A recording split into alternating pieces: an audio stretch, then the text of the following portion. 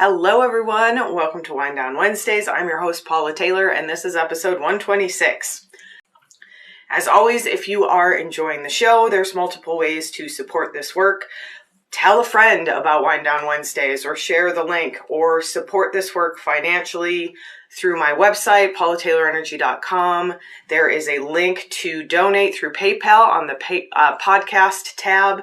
You can also donate through Anchor, who hosts this, which is now Spotify for podcasters, I believe, or join my Patreon community and receive a little bit of energetic exchange. For $5 a month, you receive some perks, including a 10% discount to all my services until August 1st.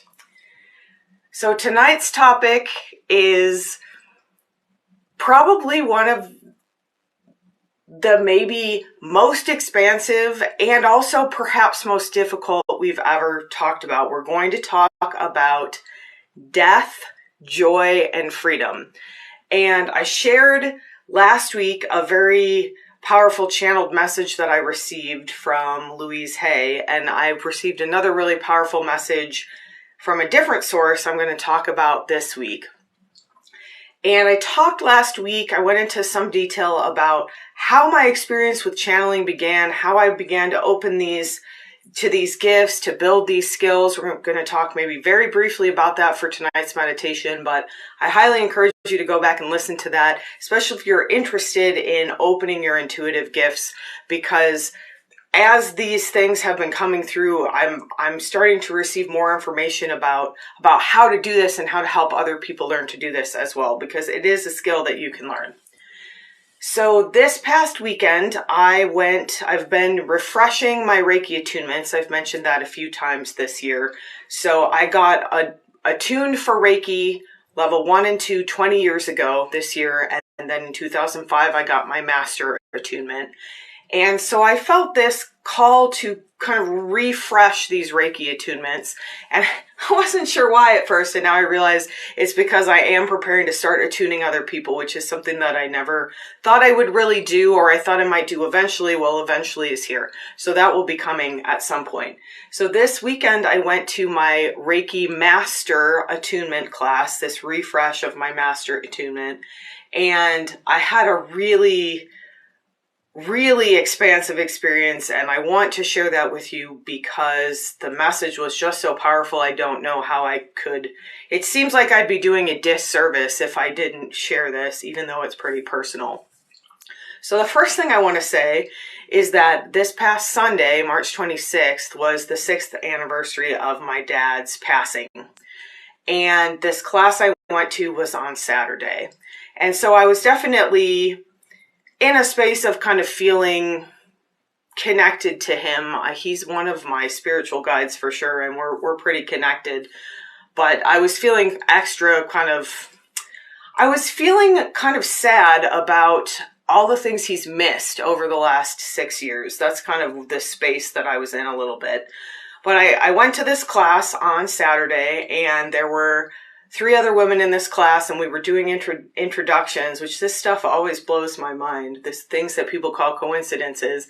And so there was one woman in the class I hadn't met yet. I'd actually met the other 2, but she said, we were kind of saying, this is my name and this is why I'm here, why I'm doing this class. And she said, I'm here because I want to volunteer at this specific name that I'm not going to mention here because it's not important, of a hospice here in Tucson. There's multiple. So she said, I'm here because I want to volunteer at this specific hospice, and I need to be a Reiki master in order to volunteer to do Reiki. And it was the hospice where my dad died.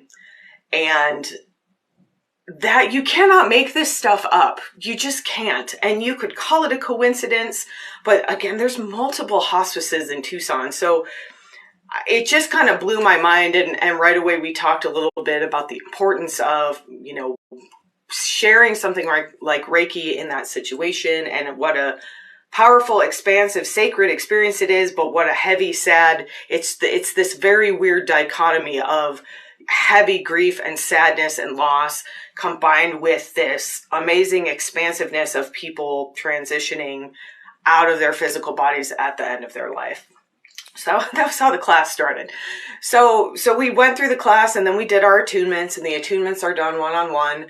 And I don't know why I had no expectations for this attunement in the last couple that I've done, these refreshes. I got a lot of information about dimensional frequency expansion and Reiki and connecting with my DFE beings who are also my Reiki guides.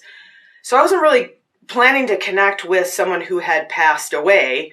But as I think back in my first master attunement, which was in 2005, my Aunt Paula was there, my great aunt who I was named for, and the people who were doing the attunement, it was a husband and wife. At the end of the attunement, they said, "Who was in the room?" They were like, "We felt like we needed to put a chair next to you because there was someone literally sitting next to you." And I said, "Oh, that's my Aunt Paula." And she was one of my Reiki guides, so I thought at the time she was the emissary that my Reiki guide sent so I wouldn't get too freaked out about these beings of light. I wasn't quite ready for that at the time. So in this attunement, this refresh of my master attunement this weekend, my dad was there. And when I say that he was there, I mean, he was in the room. And we talked last week about this idea that it's hard for people who have passed to physically find you here in this physical space. And that is why I have suddenly realized this energetic sanctuary that I built 20 years ago that I've been working with ever since. It's this in-between realm where we can meet them, where they can come and find us and we can meet them. And it's easier generally, in my experience, to find, especially people who've passed on, people in your family, people you knew personally. It's easier to find them in this kind of in-between space. But in this case, and I think sometimes in certain cases, this was a sacred ceremony, a Reiki attunement. You're calling in this Reiki energy, somehow opens a portal, or it allows these people who have passed on to physically. I mean, seriously, it was like he was physically sitting next to me. Like I felt if I opened my eyes, I would see his face. Like he was right there. And so we started off, and I just said to him that I was feeling sad because that he had missed so much over the last 6 years, and I wish that he had been around to see all of that. And he said he has been, which I knew, but it was nice to hear that. And then he told me how proud he was of me, and then he went on to share this experience that is going to be probably hard to talk about, but it's really, again, I feel like it's really important to share this. So he showed me what it looked like when he died, when he left his body for the last time. And we had talked in the hospice. I was doing a ton of Reiki on him at the time and just kind of trying to hold spiritual space and help him transition in a way that was peaceful and sacred and just, it was my first experience of ever doing something like that. And I was just completely in the flow as much as I could of holding this space. And so as he was in the hospice, I received some information. And one of the things that I saw was that he was going to be greeted by someone, and it was going to be his mother. And I saw this image of him as kind of a little boy and her taking his hand and walking him into this light. And I don't know, I never know, I don't know what actually happened because I wasn't there when he died. I wasn't with him spiritually in this transition. So in this experience that I had this weekend, he showed me exactly what happened. And his mom was there, just like I had kind of thought. And it was really almost kind of funny because all these images that people talk about, golden gates or pearly gates, and this idea of heaven is not something that I ever really felt connected to, but it clearly it's there for a reason. This imagery comes for a reason, because what I saw was this kind of, it wasn't a gate like a metal gate, or it wasn't earthly in any way, but it looked like a gate. That's the best way I can describe it. And it was made of this pure gold light that was obviously just pure love. And then past it was like white. It was kind of like clouds. which again, a little on the nose, but that's what it looked like, or almost this kind of like fog. But it was very peaceful and very loving. And it was like I was looking through his eyes. He let me kind of see what he saw. And so I saw like his mom come toward him and kind of put her hand out. And then I saw some of his other relatives who had passed away, which was something that did not surprise me. What did surprise me is that beyond this first sort of group of people, there was a legion of people there to greet him. And right away, it was very clear to me that there's a huge party. Every time a soul leaves a body, there's a huge party. There's this celebration. Like, we're so happy to see you, welcome home. And the feeling of that, again, I could not count. It was like a crowd of people that stretched out. And the idea that you get greeted not only by, your loved ones and the people who have kind of left their bodies before you, but this just legion of loving energy, ancestors and spirits and maybe angels. I don't know. I didn't get a sense of, I could see faces up close, and then it was just kind of this sense of this huge crowd of joy and this sense of so much freedom and love. It was just completely amazing. And then the DFE beings, of course, were kind of there as well. So, and again, this all happened in like 5 minutes. Like, it was a very short period of time here, but their time, it was like I was there for weeks. And so I saw that first. He showed that to me, like he was able to let me see that, like kind of through his eyes. And then I had this thought, and it was like, thought instantly creates up there, or I'm using up wherever that is.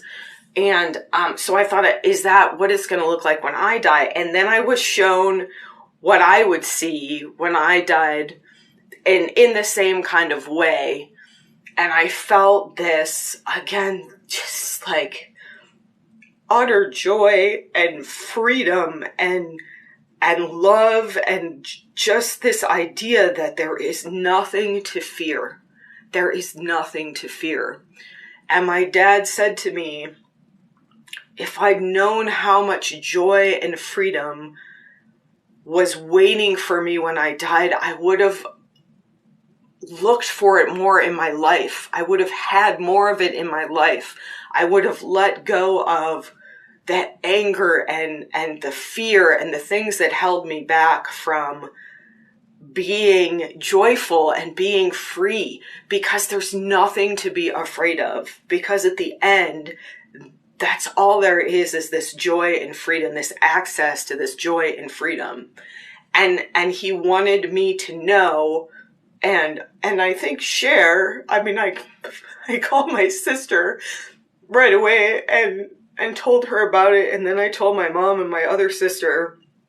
And I thought maybe I wouldn't share it here, but because it's so personal. But again, I wish I could convey with my words the feeling that was there. It was so joyful and so free, and this idea, this understanding that there is nothing to be afraid of, that the ultimate fear we have is death. And then of course, because I'm me, I had to get some like clarification, because that's kind of how my brain works. And I said, but wait a minute, I'm still afraid of something.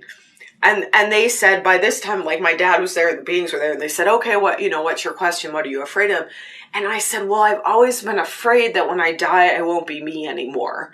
That's that ego fear, right? That this personality, Paula, like no matter how much joy and freedom and amazingness there is, that I will somehow be lost and that I will lose myself somehow.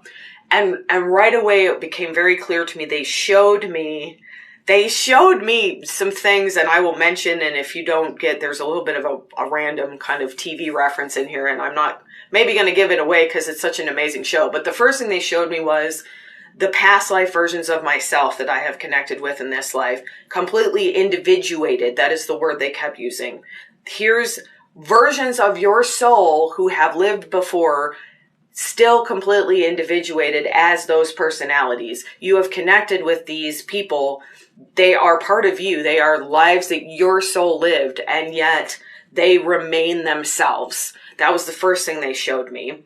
And then they showed me the last episode of The Good Place, which if you have not watched that show, please do. It's an amazing show.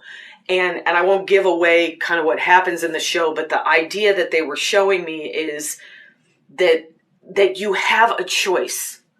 You have a choice about how long you stay individuated as your personality self. And that when and if you're ready to kind of move on to what's beyond that, to go back into the oneness fully, that you will never not have a choice, that it will be your choice. It will not be removed from you. You will not be taken out of this individuation of your personality self until you're ready, until you make that choice.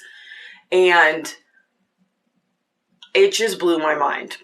The whole experience was, again, just so, this idea that we always have a choice. That's the thing that like is coming through to me, that just keeps playing in my mind. Because how many times in our lives here on earth do we think, I don't have a choice? I don't have a choice about this. I have to go to this job that I hate because it pays my bills. I don't have a choice. Or I have to stay in this relationship because I'm afraid to leave and I feel like I don't have a choice. And one of the things they were showing me is that we always have a choice. Even at the end, we will have a choice. And so why stay in a state of fear when you can always choose love, when you can always choose freedom? And like, is it black and white? Is it that simple? Like, no.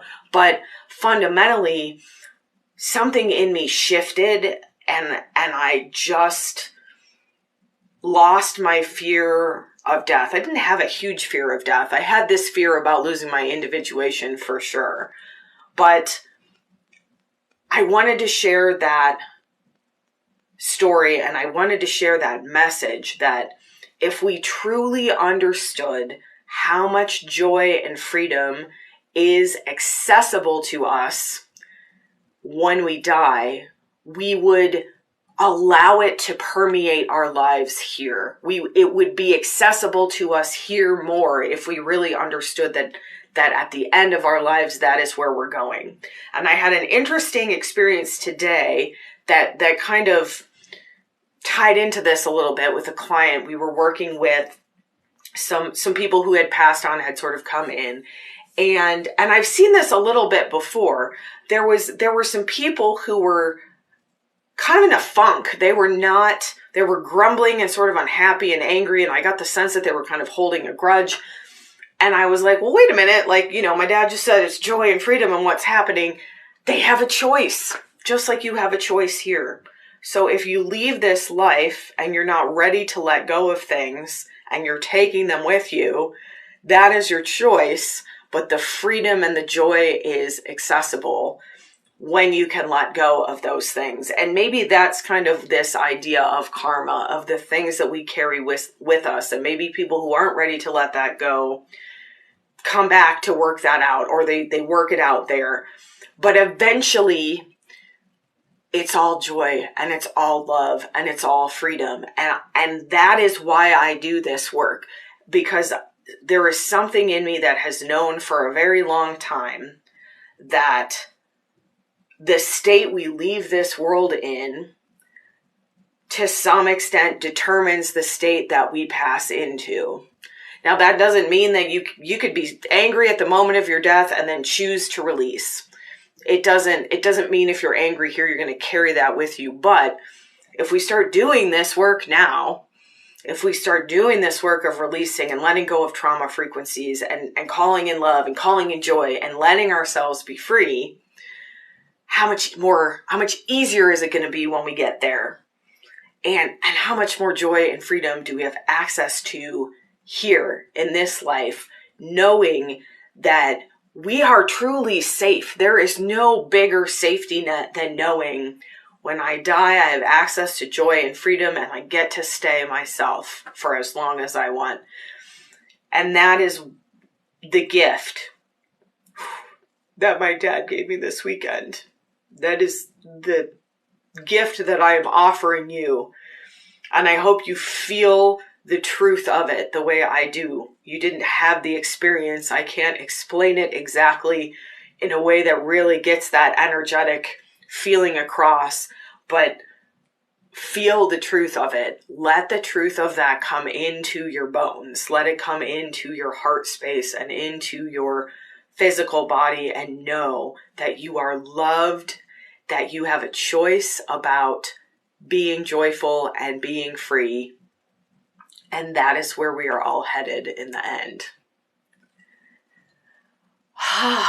So, in tonight's meditation, we're actually going to combine a little bit in probably a new way, because I never repeat anything because it's channeled and I don't actually remember what I did last week, let alone this long ago. But at the very beginning of the show, we did, I think it's number 3, creating your energetic sanctuary. And last week I said, if you want to start working on this idea of having a place in the in-between where you can meet spirit guides and loved ones who have passed and random celebrities that you didn't know you'd ever get to meet, that is the practice to start with. This energetic sanctuary creates it's an actual place in the spiritual realm where you can meet in between. And that is where I usually meet people. It's in that space. They don't usually come into the room with me.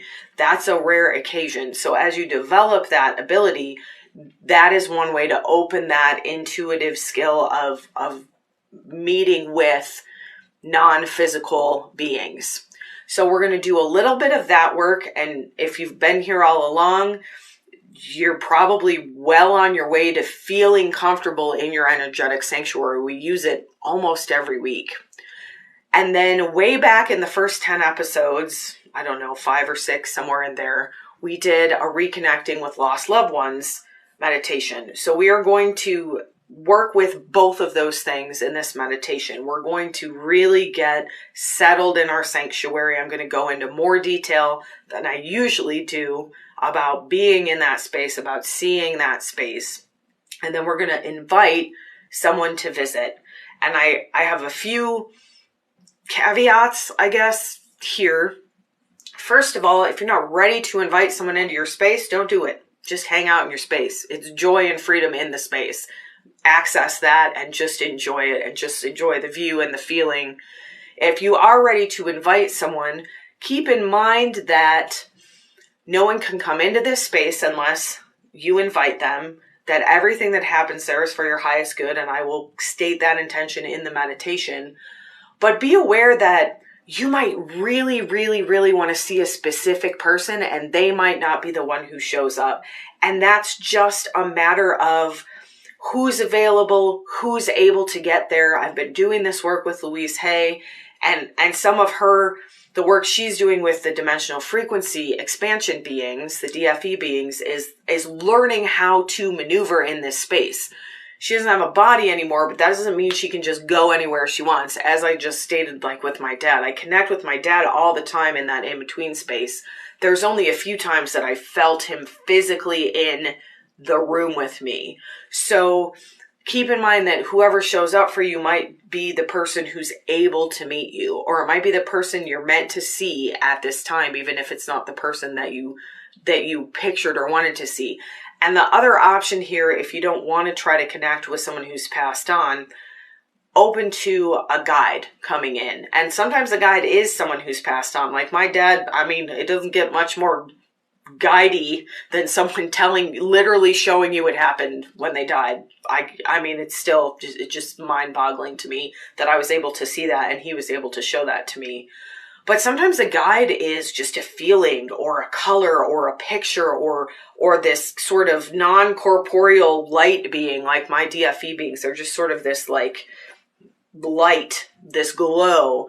It could be an animal. It could be a creature. We did a show about dragons a while ago, or unicorns. It could be a magical creature.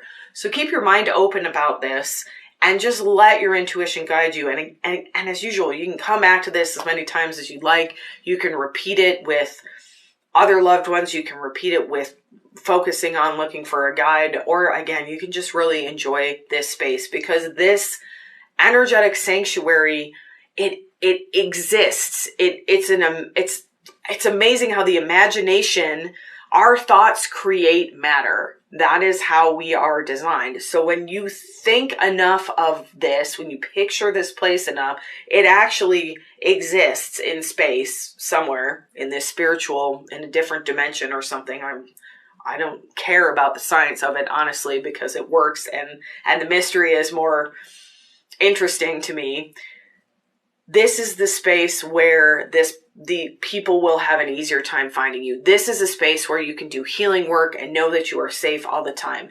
This is a space where you can begin to access this joy and freedom that we have access to after death, before you die, and bring it back to your body as much as you can. And know that you always have a choice. And does that mean that every moment of your life is going to be amazing and you're going to choose joy?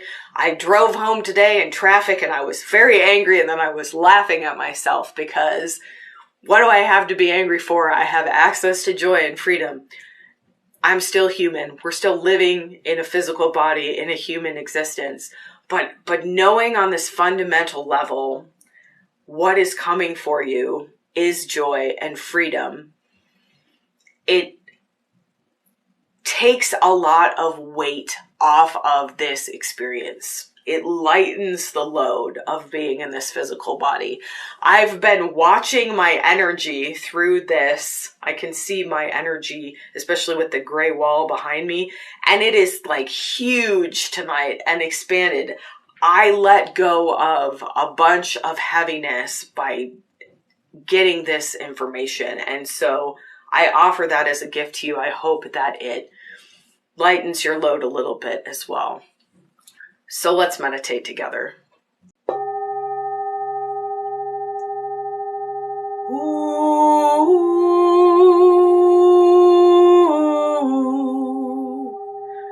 Say how sa say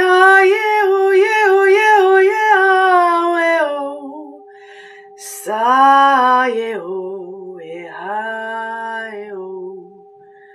say how. For this meditation, find a very comfortable position. Feel free to lie down. Feel free to do this exercise as you're lying in bed, preparing for sleep. Make sure that you're safe. Don't do this in the car while you're driving. Get cozy, get comfortable. Wrap yourself in a blanket, prop yourself up. We're going on a journey, so let your body be very comfortable so that you can focus on the energetic aspects of creation here, of creating this energetic sanctuary.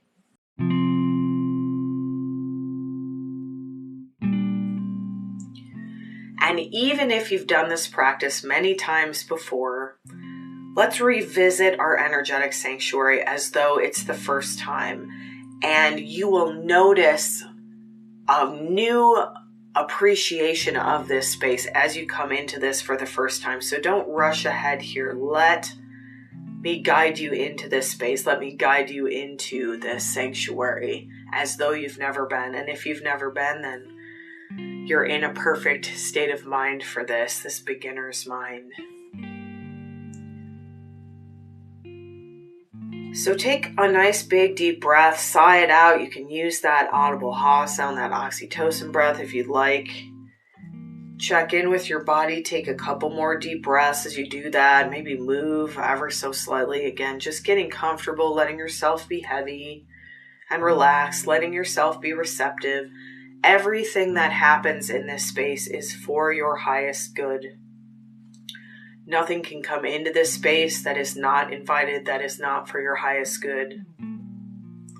This is a place of complete safety, a sanctuary of love and light and safety.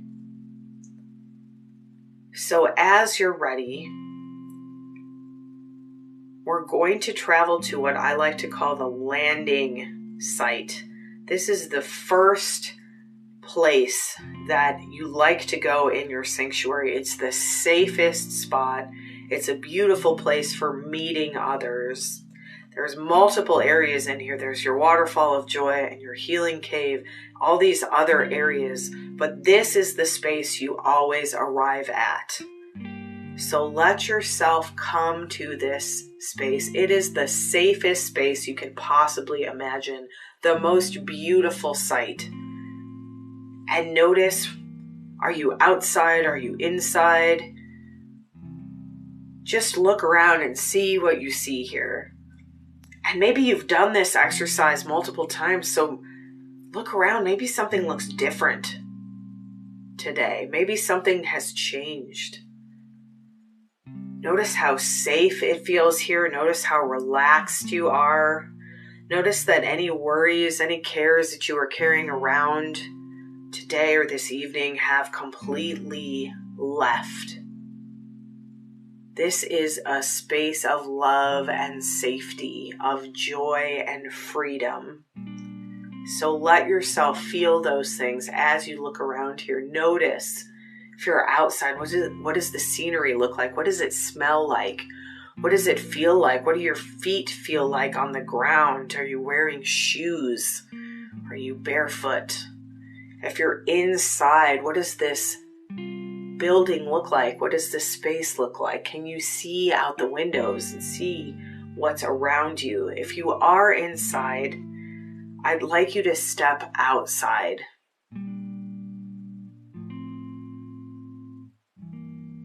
And notice what's there. Maybe you're on a beach. Maybe you're in the mountains. Maybe you're in a beautiful meadow of green grass. Maybe you're at a place that you felt very safe in your childhood. Maybe you're in your backyard. Maybe you're in your grandmother's space.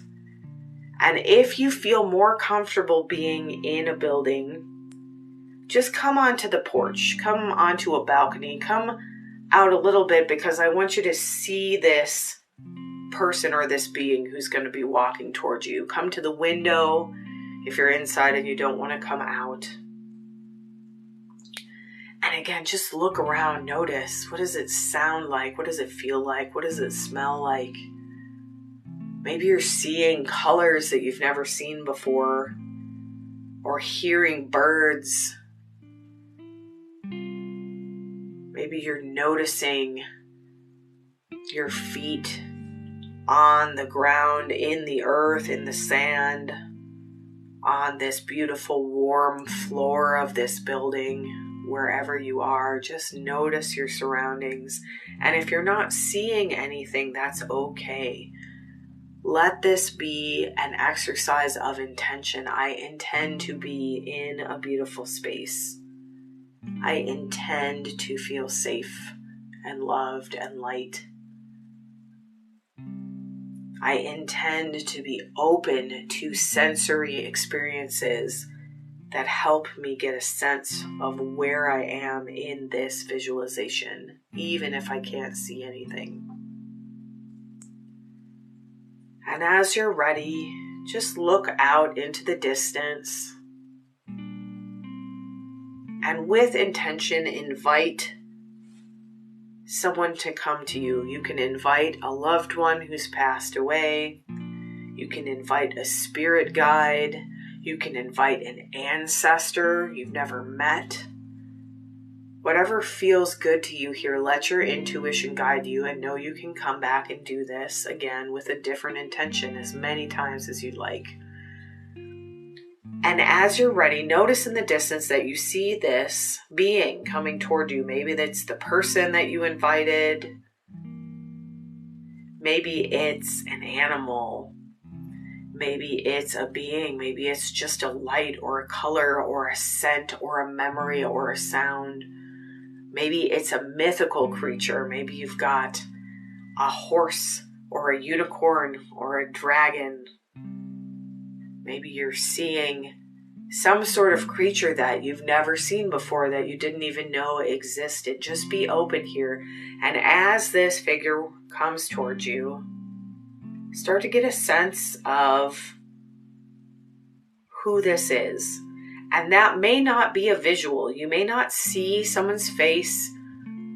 You may just know. You may just have a feeling as this being approaches you, this person or animal or creature, this light, this feeling. Be open here.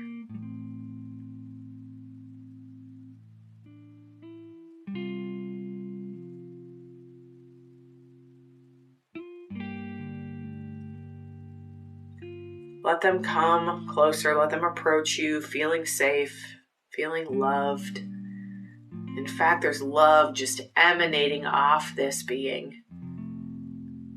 They're coming to offer you joy and freedom, to give you a taste of the joy and freedom that exists in this non-physical realm where they come from. You are meeting in between these realms, this physical realm and their spiritual realm.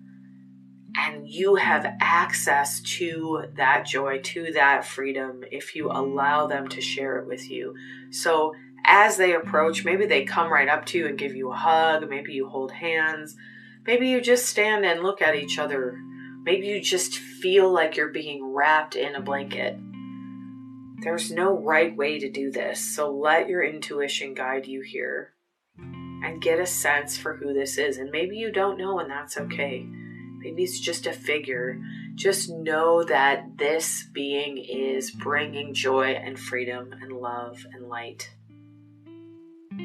Offering you the choice to step into a joyful existence as much as you can, to let go of the weight you've been carrying, the fear you've been carrying about death and dying, about the things you can't control in this physical realm, knowing that at the end of your time here, that joy and freedom will be waiting. And why not invite it in now? As we step into some sound here, ask this being if they have some messages for you beyond what we've already delved into about joy and freedom and love. Maybe they have a specific message for you. Maybe they have something to tell you about your healing. Maybe they're offering you a chance to let something go.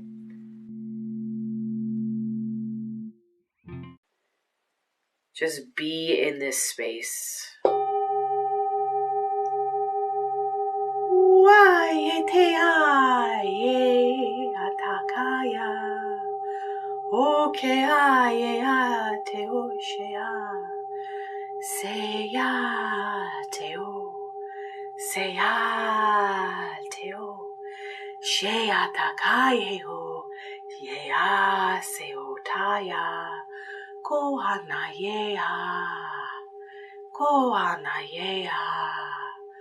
Ko anayea, so ehaeo, so ehaeo, se ehaeo, yeah, ke ehaeo, ke ehaeo,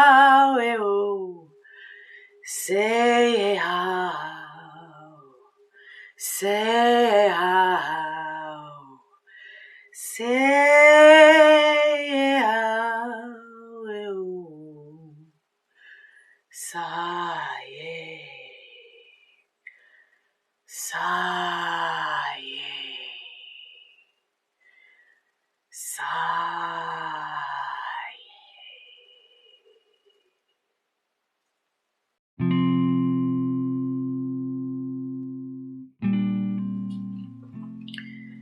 Be here, be present.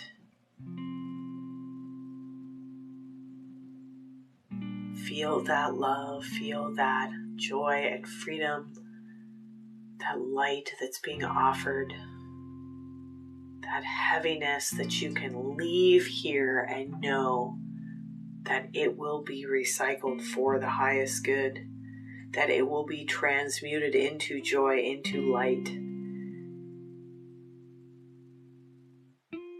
Maybe this being is offering to take the last of that heaviness away, to take your pain and give you that joy and freedom that you deserve, that is your birthright, both here in the physical and in the spiritual. You deserve joy and freedom and love and light. Accept it now. Integrate it into your body from this spiritual realm. Call that joy into every cell of your physical body. Call that freedom into your mental space and your heart, into your belly and your pelvis and your feet.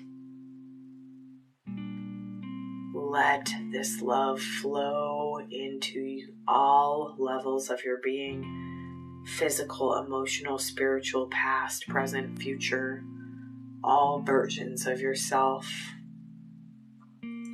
Feeling this joy, this freedom, this lightness.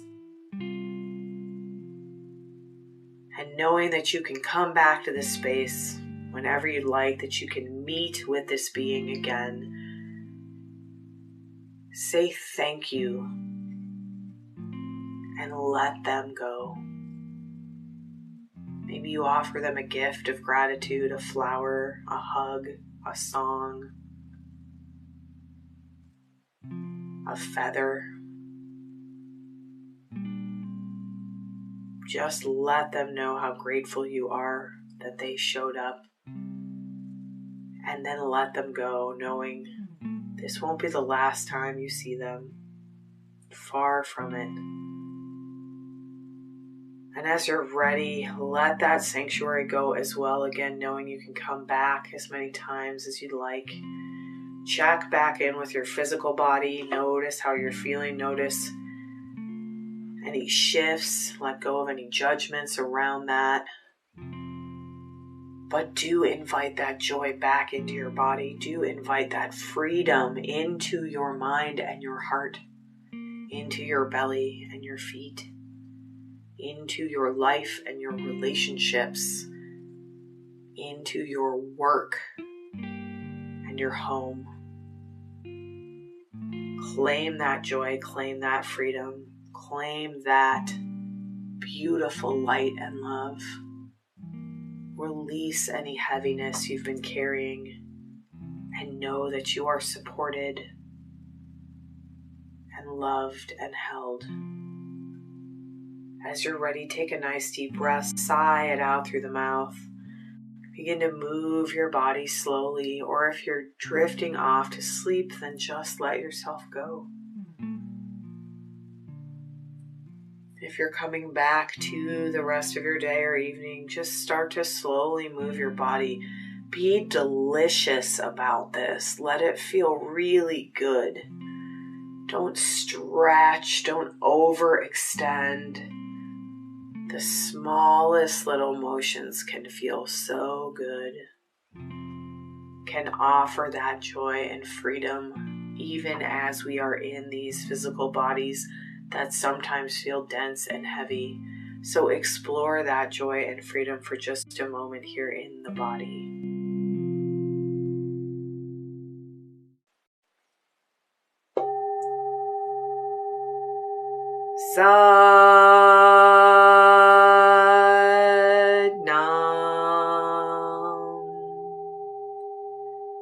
The truth of your identity is that you are a spiritual being with access to joy and freedom and love and light in every moment. Choose these things as often as you can and feel things shift, even in this denseness, even in this physical space. Take one more nice deep breath, sigh it out. And as you're ready, you can open your eyes. Thank you so much for joining me this evening. Have a joyful and free rest of your evening and week. And watch for the video post next week of my interview with Katie Bowers. We talk about EFT tapping and our upcoming tap and tone healing experience.